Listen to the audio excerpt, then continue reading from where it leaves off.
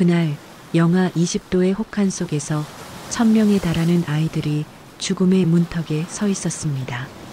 1950년 12월 전쟁의 포화가 휩쓸던 흥남부두, 모두가 자신의 목숨을 건지기 급급했던 그 아비규환 속에서 한 미군 군목은 믿을 수 없는 결정을 내립니다.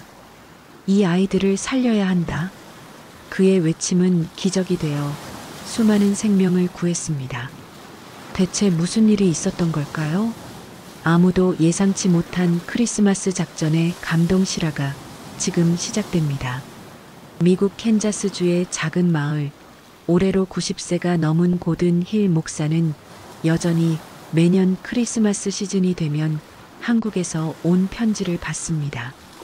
편지에는 저의 생명의 은인께 감사드립니다라는 문구와 함께 건강하게 성장한 한국 아이들의 행복한 모습이 담겨 있습니다. 창밖으로는 새하얀 눈이 평화롭게 내리고 따뜻한 벽난로 옆에서 손주들과 함께 크리스마스 캐럴을 부르는 힐 목사의 얼굴에는 잔잔한 미소가 번집니다. 캔버스에 풍경화를 그리는 그의 손길은 더없이 평온해 보입니다. 그는 여전히 자신이 크리스마스의 기적을 만들었다는 것을 믿지 못하는 듯 겸손한 모습입니다. 하지만 70여 년 전 모든 것이 달랐습니다. 1950년 겨울 장진호 전투의 지옥을 뚫고 흥남에 도착한 미 해병대 제1사단의 군목이었던 고든 힐 중위는 전쟁의 참혹함을 뼈저리게 느끼고 있었습니다. 12월 23일 북한군의 인해 전술로 흥남부두는 아비규환 그 자체였습니다. 피난민들은 살기 위해 필사적으로 배에 오르려 했고 그 속에서 부모를 잃고 홀로 남겨진 수많은 한국인 고아들이 영하 20도를 넘나드는 혹한 속에 방치되어 있었습니다. 힐 목사의 눈에 들어온 것은 고통 속에 울부짖는 아이들의 작고 여린 모습이었습니다. 오늘처럼 국경과 이념을 초월한 숭고한 감동 실화가 궁금하시다면 지금 구독 버튼을 눌러주세요. 저희 지구촌 감동 채널은 매주 전 세계의 가슴 따뜻하고 뭉클한 휴먼 다큐멘터리를 전해드립니다. 여러분의 작은 관심과 클릭이 누군가에게는 큰 희망이 됩니다. 고든 힐 목사는 평범한 가정에서 자라 신학을 공부하고 군목의 길을 선택했습니다. 그는 독실한 신앙심과 따뜻한 마음으로 장병들의 정신적 지주 역할을 해왔습니다. 전쟁의 포화 속에서도 병사들의 기도와 안녕을 챙기는 것이 그의 중요한 임무였습니다. 하지만 흥남부두에서 마주한 피난민들, 특히 셀 수 없이 많은 전쟁 고아들의 모습은 그의 신념을 송두리째 흔들었습니다. 그는 군인이기 이전의 인간으로서 생명을 존중하는 목사로서 이들을 외면할 수 없었습니다. 당시 흥남부두는 북한군의 공격으로 언제 무너질지 모르는 일촉즉발의 상황이었습니다. 미군은 철수 명령에 따라 병력과 필수 물자만을 수송해야 했습니다. 피난민들은 자리가 없어 배에 오르지 못했고 그중 아이들은 더욱 설 곳이 없었습니다. 추위와 굶주림 그리고 부모를 잃은 슬픔 속에서 아이들은 점점 지쳐갔습니다. 힐 목사는 이대로 두면 아이들이 모두 얼어 죽거나 북한군에 의해 희생될 것이라는 직감적인 두려움을 느꼈습니다. 한국의 겨울은 혹독했고 아이들의 작은 체구는 이를 견디기 어려웠습니다. 힐 목사는 미군 수송선의 사령관인 제10군단장 에드워드 알몬드 소장에게 달려갔습니다. 그는 고아들을 배에 태워줄 것을 간청했지만 알몬드 소장은 단호했습니다. 군사작전의 우선순위는 병력과 장비 철수였고 피난민 수송은 군사적인 위험을 증가시키는 행위였습니다. 특히 고아들은 부모가 없는 어린아이들이었기에 배 안에서 발생하는 혼란은 물론 보호와 관리가 거의 불가능한 상황이었습니다. 하지만 힐 목사는 포기하지 않았습니다. 그는 아이들의 고통을 외면할 수 없었습니다. 그의 마음은 찢어지는 듯 했습니다. 1950년 12월 23일 밤 영하 20도의 살을 애는 듯한 추위 속에서 힐 목사는 무릎을 꿇었습니다. 그는 수많은 아이들이 얼어 죽어가는 모습을 보며 고뇌했습니다. 주님, 이 아이들을 어떻게 해야 합니까? 저에게 지혜를 주십시오. 그는 간절히 기도했고 마침내 하나의 결심을 굳혔습니다. 그는 다시 알몬드 소장에게 찾아갔습니다. 이번에는 단순히 태워달라는 부탁이 아니었습니다.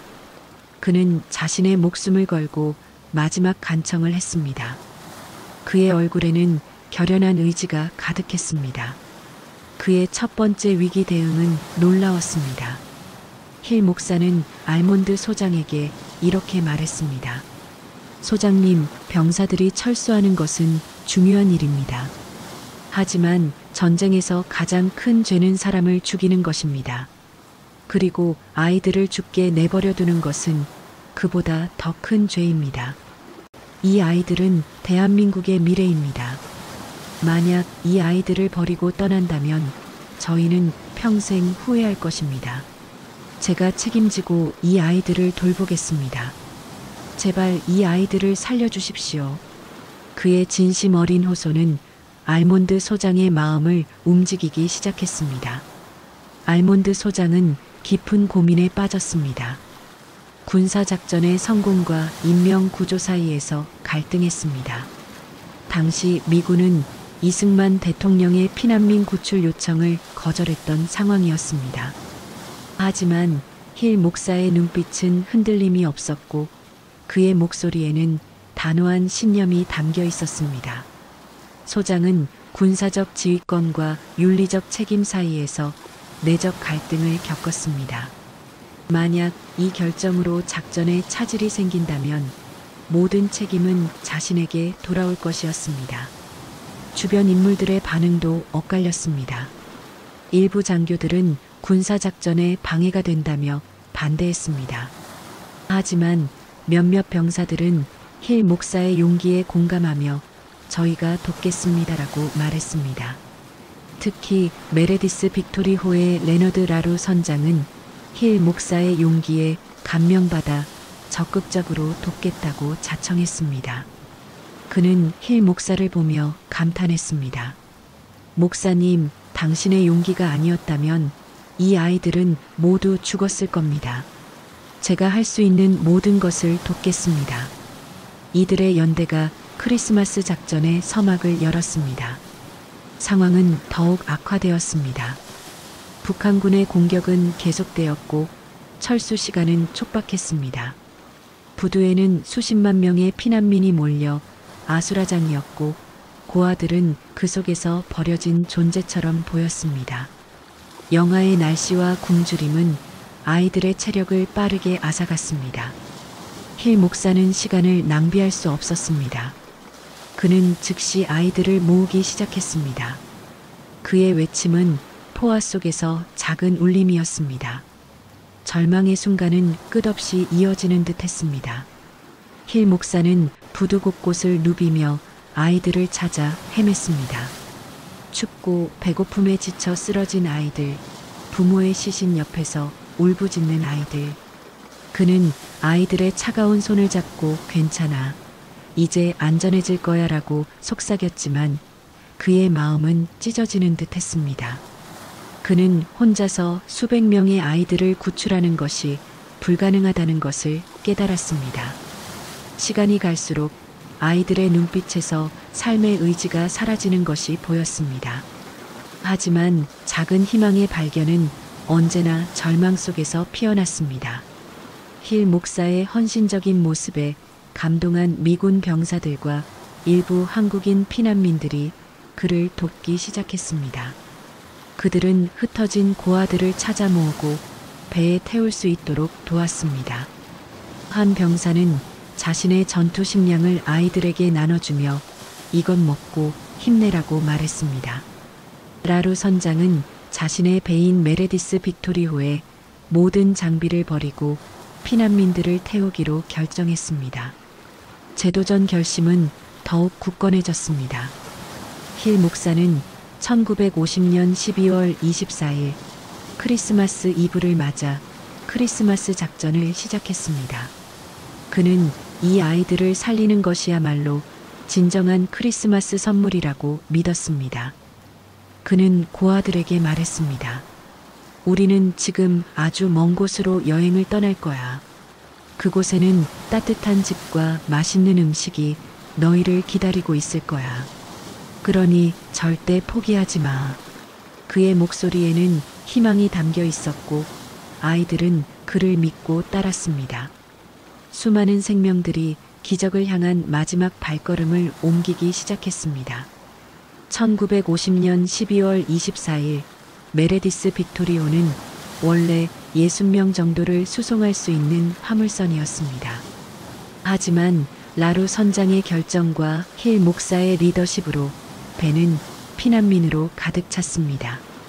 결정적 선택의 순간 라루 선장은 자신의 배에 실려있던 모든 무기와 장비 그리고 식량까지 바다에 버리라고 명령했습니다. 오직 피난민들을 위한 공간을 확보하기 위해서였습니다. 이는 목숨을 건 용기이자 군인으로서의 책임을 넘어선 숭고한 희생이었습니다. 희생과 용기 있는 행동은 계속되었습니다. 힐 목사는 수많은 고아들을 배에 태우는 일을 진두지휘했습니다. 아이들은 서로의 손을 잡고 배에 올랐습니다. 힐 목사는 배 안에서 아이들에게 자신의 전투 식량을 나눠주고 추위에 떠는 아이들을 안아주었습니다. 1000명에 달하는 고아들이 한 척의 배에 몸을 실었습니다. 배 안은 발 디딜 틈도 없었지만 그곳에는 희망이 가득했습니다. 감동의 정점은 메레디스 빅토리호가 흥남부두를 떠나 남쪽을 향해 나아가는 순간에 찾아왔습니다.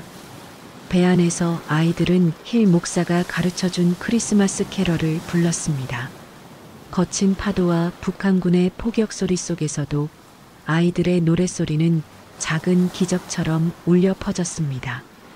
그리고 놀랍게도 그들의 노래가 끝나갈 무렵 한 아이가 배 안에서 태어났습니다. 힐 목사는 갓 태어난 아기를 보며 눈물을 흘렸습니다. 그는 아기의 이름을 김치라고 지어주었습니다.